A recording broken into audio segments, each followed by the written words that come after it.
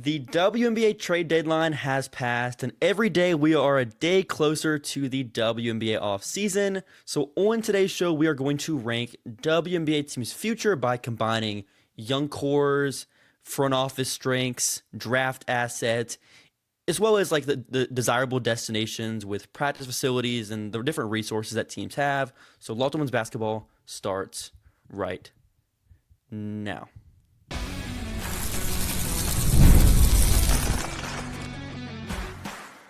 You are Locked On Women's Basketball, your daily podcast on women's basketball. Part of the Locked On Podcast Network, your team every day.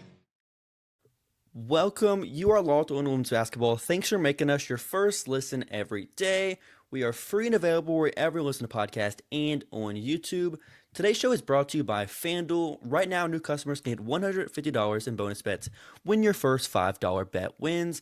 My name is Hunter Cruse. I'm your Saturday host covering the WNBA and prospect scouting. Today I'm with my co-host, Lincoln Shafer. Lincoln covers the draft with a focus on player development and the game within the game. For Lincoln here, in this show, we are going to rank WNBA teams' futures. We split it up into three different groups, three different buckets of teams. Not as focused on like the ranking within these tiers, just kind of like outlining where we're at on teams. First group is the brightest futures, teams that have like a defined direction, have at least like one star piece or star assets. Two is like questions to answer. These teams have like there's something here. There's a building block here, but there's a lot of questions. Then at the bottom, it's like not a very good situation, and we'll discuss more questions than answers.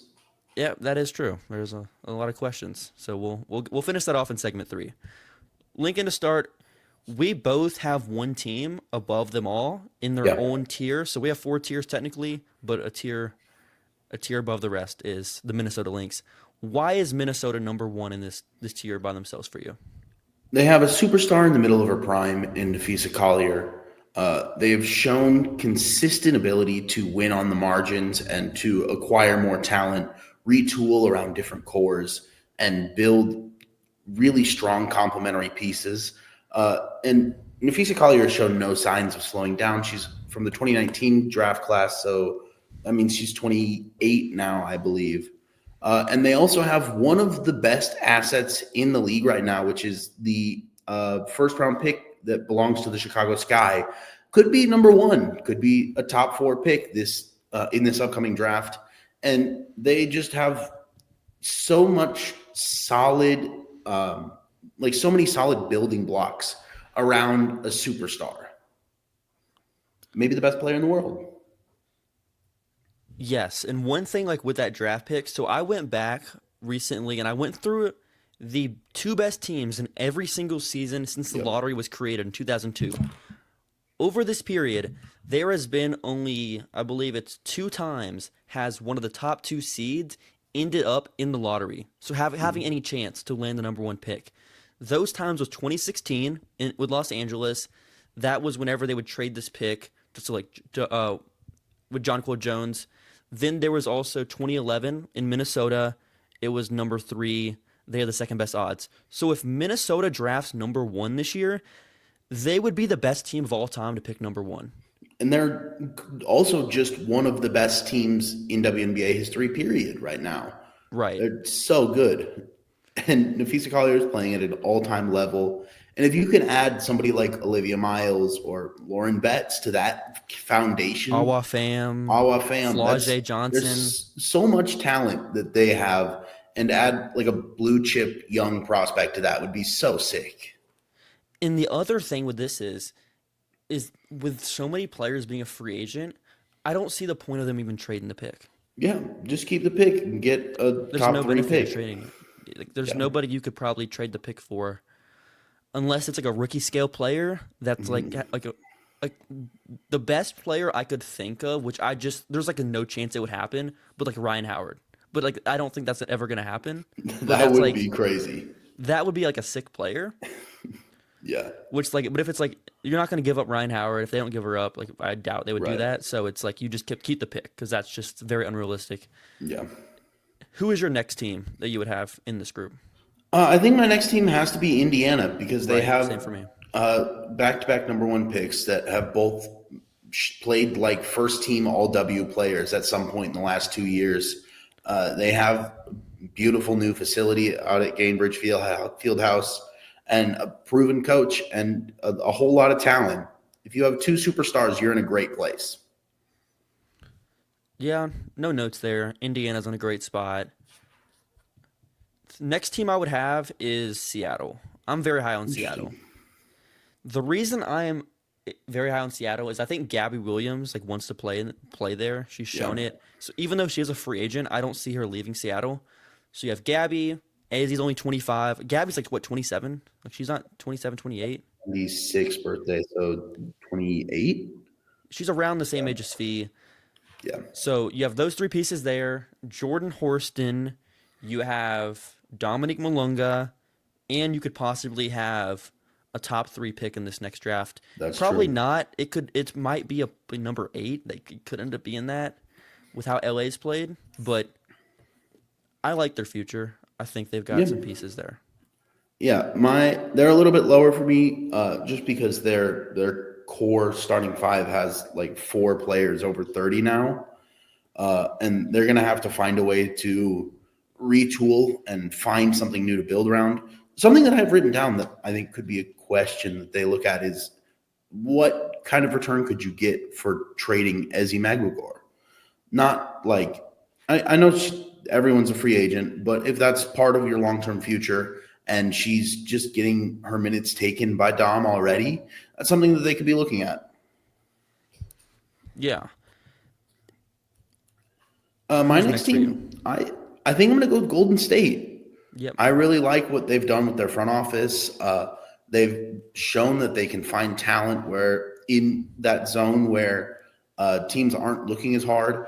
They have just the core of a really good team. I said this right after the expansion draft, and I think it's still true that they are like 1 or 2 all-star level players from being a real contender, like a contender for a top 3 seed and making a run at the finals. And if they can, they're in the 8 seed, 9 seed area right now. If they get a little bit of lottery luck and fall like 2 games in the standings, you could be looking at this team adding an all-star level player as soon as next year. And they have great coaching, great front office material. I just really like where they're at as a team. And they'll be adding if they're picking the lottery, they'll be adding 2 top 5 picks coming in as rookies next year. Yeah. With Yusei Susite as well. Then Yeah. one more year of Carla. One more year of Janelle. They have a lot of fun young players. Asia Wilson, come on down. Come on down. Next team I would have in this group is I'm very high on Washington. I another reason I'm high on them is not even just the current talent. I like what their front office is doing. Yeah. Brittany Sykes moving on from Sykes when she's going to leave anyways and getting a draft pick in the first round for her. Also, you have just a ton of picks. Nobody has more draft assets in the league than the Washington Mystics. Shoot, with how Chicago's looking, I mean, 2027 draft, like it's not out That's of the true. question that they're in the mix for one of Juju Watkins, Hannah Hidalgo, any of those top prospects in that 2027 draft class, Madison Booker as well. Then they have their own first-round pick this year. They've got like 3 total first-round picks in this next draft. They'll have Amor coming in, Sonia, Kiki. They've got a lot of players. They don't have the 1A, but if they get the Right. 1A, like they're very clearly a wrecking ball for the future. Yeah, and they have Crazy. a ton of things that they can put together and look at, like consolidation trades. If they can put together assets and hunt one of those superstars that wants out, it could be a really fun, scary team in the next year or 2 years. Do you have New York in this group? I do, just Yeah. because Sabrina's at such a high level right now. Their front office has been consistently great at taking assets that they have and making them into They don't make bad real deals, players. bad Right. trades either. And also, when you can just like add Emma Mieseman in the middle of the season, that is a huge boon for you. I have the Liberty in the top group. Even though like Stewie's still like she's not that old. Like Stewie's still early 30s. Emma, like how much you get out of her for if she's multiple years. JJ's early 30s as well, I'm pretty sure. It's not even just that for me. I think they're always going to get free agents if they want to. True. Being in New York, then you have Leo, who's 25, Sabrina, who's in her prime as well. We'll see where they go in the draft. I think they're going to have to eventually add some players in the draft Yep. soon. You don't want to fall into what Vegas is doing, but they're definitely ahead of us where Vegas Yeah. is at. Yeah. But one more team I would have in this group. Where are you at on Dallas? You have Dallas here? I have Dallas here Okay. because having one of the best players in the league who's 22 is just a huge win for any team. 4 more years of team control. Kurt Miller knows what he's doing. Yeah. Having Paige plus potential number 1 pick is why they're here. Then I think there's their draft after Paige was a little bit interesting to me as far as giving hope for them because they drafted Maddie Scott, which was way too early, cut her, but then they got one of the best 3rd-round picks of all time. It's Yeah, they have 2. I think that they would consider Isaiah James and JJ Quinterly foundational core pieces right now. right.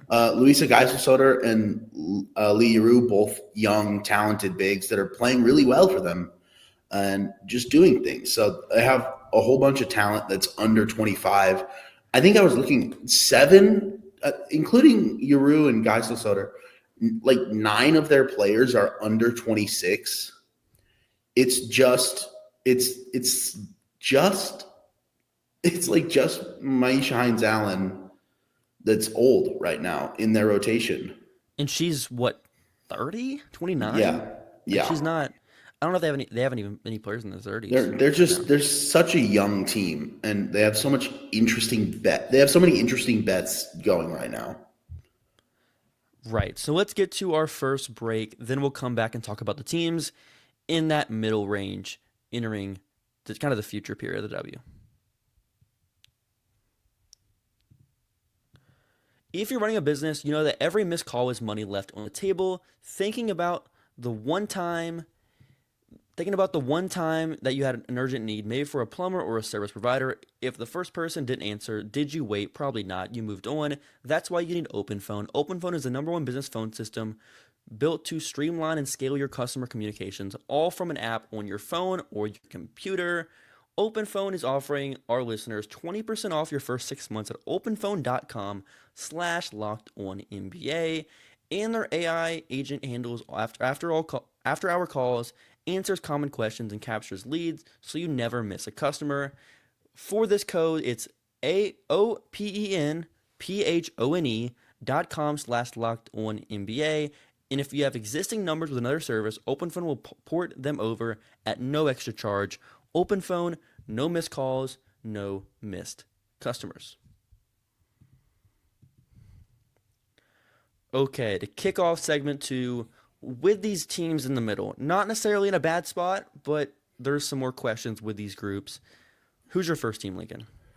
I think I don't necessarily have it ranked within this tier, but my top team in this tier would be Phoenix. Yep. They Me have too. another one of the 2020 draft Oregon star players in Satu Sabli. The core is a little bit older, but the front office showed that they can win on the margins in this last offseason, picking up Monica Koamakani, Lexi Held, getting Kit Laxa to show up, and just getting players that have been on the fringes of WNBA conversation and turning them into real solid WNBA role players is a huge win. And if they can consistently do that and find ways to turn assets into star players, I see no reason that Phoenix shouldn't be one of the top franchises for the next half a decade or so. I think their current strategy with this past offseason works whenever every team is also functioning with 1 to 2 year contracts. True. But I feel like once every team is signing players to more long-term contracts, having draft picks is going to be more valuable. And you're not always going to be able to go out and get AT and Satu Sabli in a free agency period. Yeah, So for sure. they have their own first in 2027. That's their earliest pick. Haven't drafted a first-round pick since 2020. It is a newer And front office. they haven't started a first round pick as a rookie since Brittany Reiner. Yeah. Like they traded their 2015 pick. They drafted Courtney Williams and traded her like 7 games into her rookie season. The only other like first round pick they made since then was Isabel Harrison, and they traded her too after she sat out her rookie year. Like, what was the last champion not to have a rookie scale star that they drafted? Yeah, that's That's like my main Sabrina kinda, and Asia. Sabrina. Like, you're looking back so far to find one. Because even if you're looking at like the Seattle years, you still got like you still got young ton of Stewie. players. Yeah, it is tough. They definitely have taken an unconventional approach to team building, but it's been a resounding success so far this season. Yeah, even 21 Chicago, you still have like Sloot, who you had there in your franchise for years. Honestly, there might not even be one. Yeah. Well, So it's not your typical strategy. So there's some like there can be some variation, I think, year to year doing this. They went great this past year. I have a lot of faith in the front office, but I think they'll have to draft at some point. Next team for me is Connecticut. I'm very high on the Connecticut core of what they're building right now. They have Lele Khan, who I honestly think's their best player on their team right now. Like she's in and made. She's been absolutely dynamic. They've won her minutes, and that team was like one of the worst net ratings of all time. Yeah. Before she came, they have Sanaya Rivers, just got Aaliyah Edwards, traded her second year. They're setting up for 2027 draft. It's a similar. They're not in the first tier because they don't have as many assets as Washington, but they still have their own pick in 27. And if they can cash in there and get one of those superstar players, move to Boston, I think they'll be more desirable there versus in Connecticut. I think they're in a decent spot. Yeah, they're in a pretty solid spot, and I do believe that Morgan Tuck has been doing a solid job working with Rashid Messiana this season and finding young talent that they can build around. They are in kind of a weird place where they don't have any of like Phoenix doesn't really have young players. Connecticut doesn't really have that many players in their prime. It's kind of just Marina. It's all like 23-year-olds and 33-year-olds. And I'm just interested to see what their next offseason will look like. It could be a completely new team outside of the young players. Very possible there. I also have Atlanta in this group. Atlanta was in this group for me as well. Atlanta's weird because so much of their roster is the same age. Like they have almost their entire team is like the same draft. They're all 26, 27. Well, they have like Bree, Leash, Nia Coffey, Jordan Canada. They're all like the same age. And Shatori. Shatori's the same age as well. Yep. BG's getting older. Ryan Howard's their youngest. Like Brian, Pow, Nas is their core there. But my main issue with Atlanta is how are they going to find the number one? And I don't believe it's Ryan Howard. Or if we're talking about the future in the next era, I think they're going to be too good to be in the lottery. Yeah, they're kind of in that middle ground where they're going to be a really fun and really good regular season team. But it's going to be difficult for them to win in the playoffs. This is a question that came up watching them this week against Chicago. In the first half, if Jordan Canada is not creating rim pressure on every possession, they really struggle to create advantages in the half court on offense. And the other aspect that makes them different than Golden State is just like the desirability to play there. I know players have went to Atlanta, but are you going to get the super duper star to come in free agency? Right. When you play in such a small arena, you don't have your own facilities.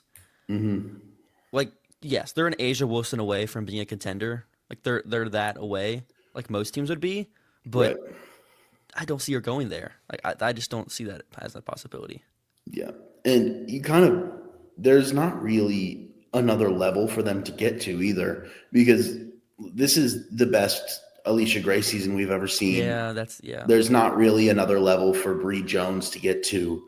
And unless Ryan makes the jump and starts becoming an efficient 2-point scorer, I'm not sure how they can get to like top 2 contenders tier.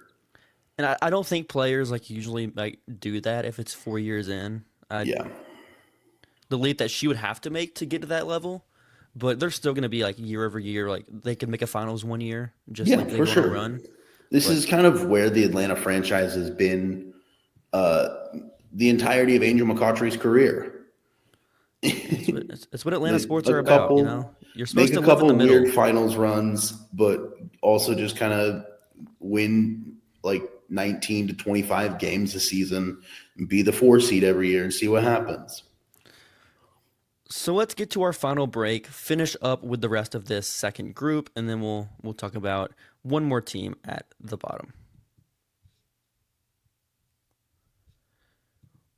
Summer sports are in full swing. Whether you're into baseball, under the lights, you can use FanDuel. FanDuel is the best way to make every game even more exciting. You're always following the action. Why not make it a little more thrilling? With FanDuel, you can get in on the game while your friends are getting burned at the beach. FanDuel is easy to track your favorite matchups, and the app keeps it fresh with new daily promotions and fun ways to bet. It's easy to use, fast to play, and makes even regular season games feel like must-watch events.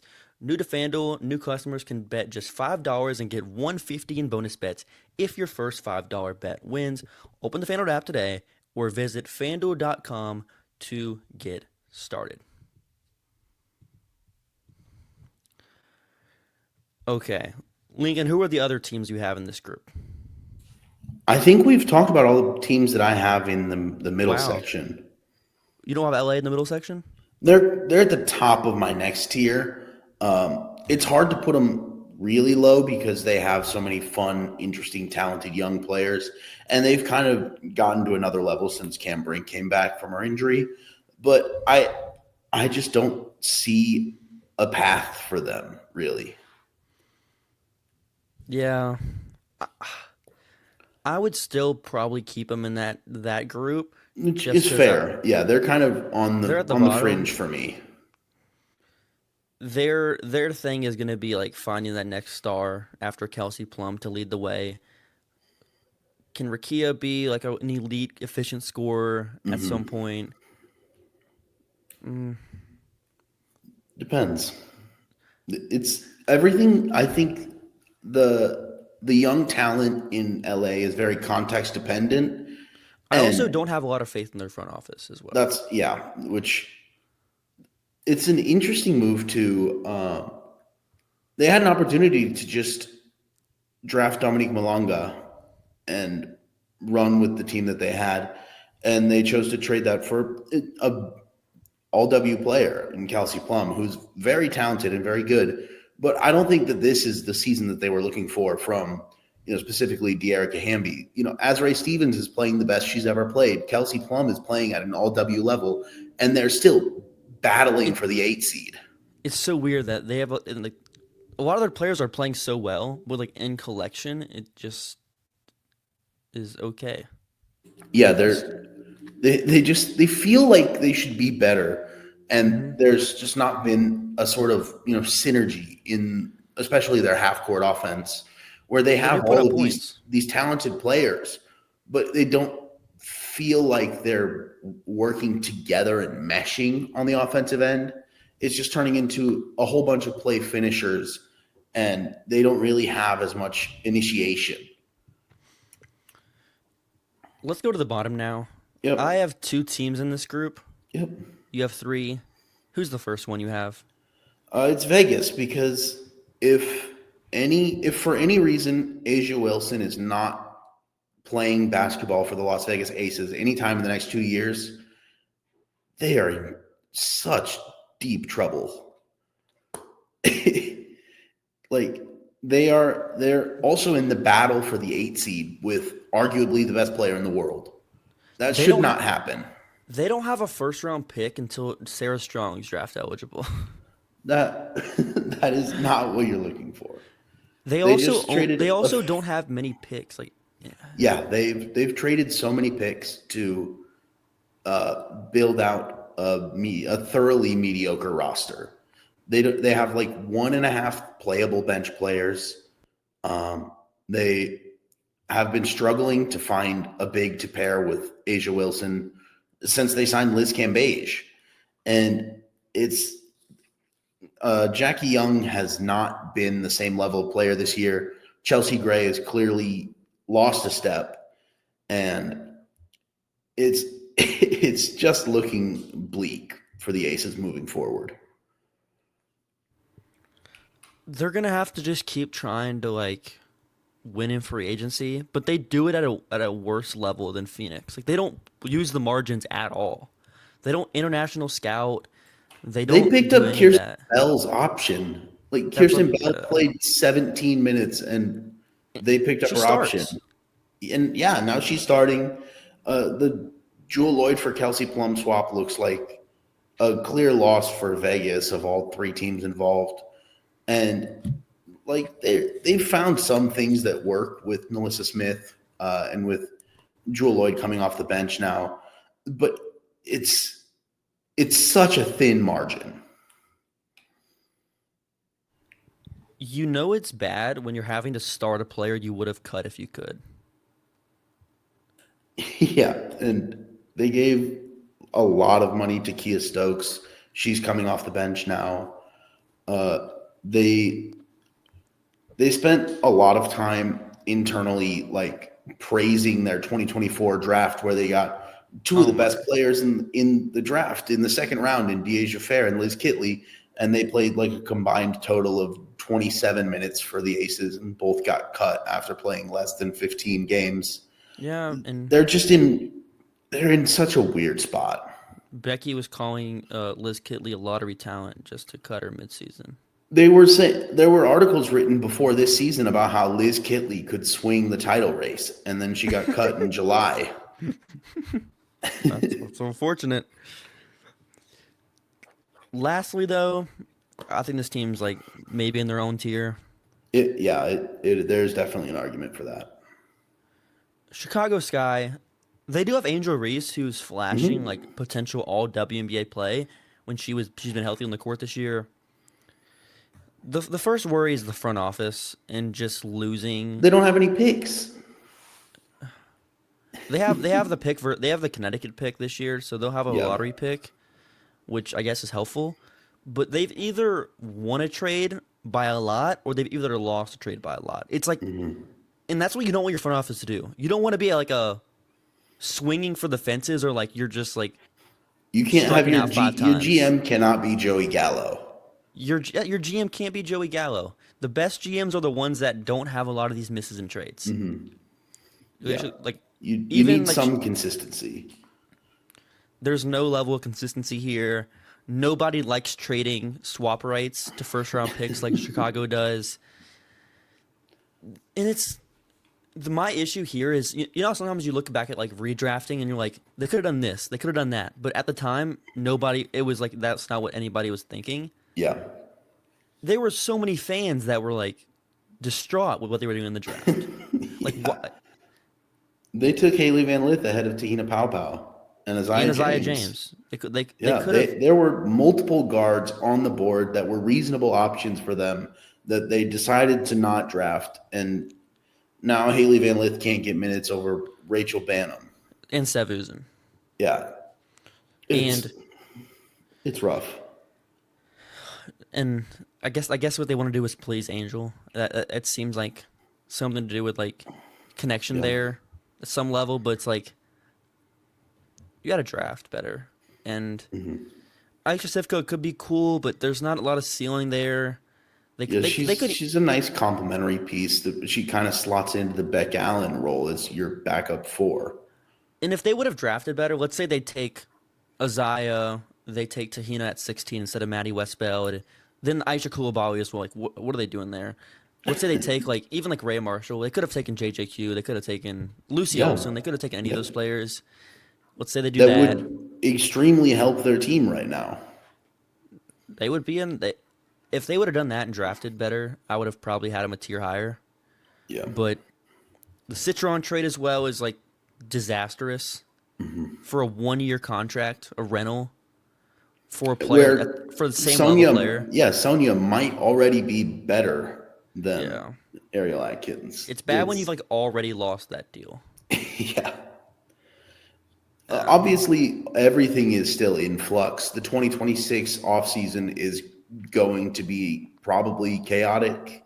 There's no CBA in place. The current CBA expires in October. Free agency could change entirely. We could be wrong about everything. And didn't they come out with that article, The Athletic, that they ranked the Sky ownership as the worst in the league? That does. That also factors feels in right. here as well. So Yeah, it's like Michael Alter. I'm coming for. Don't edit that out. My bad. Don't. I can't call out Michael Alter. My bad, bro. Yeah, the Sky ownership has consistently struggled. They are building a practice facility, so hopefully that gives them something to build off of. But right now they are in a rough spot. haven't done well in the margins, and how are they going to get that number 2 star? Because I don't think we believe that that front court pairing is going to work. Can they get someone in free agency to actually push the needle? They don't have their own rights to their draft pick in 27. They'll probably be worse than Washington then. So basically, like, no shot at Juju. A lot of questions, more questions than any other team in the W right now. So let us know your thoughts about where you're at on these teams in Chicago, in addition to the other teams across the league.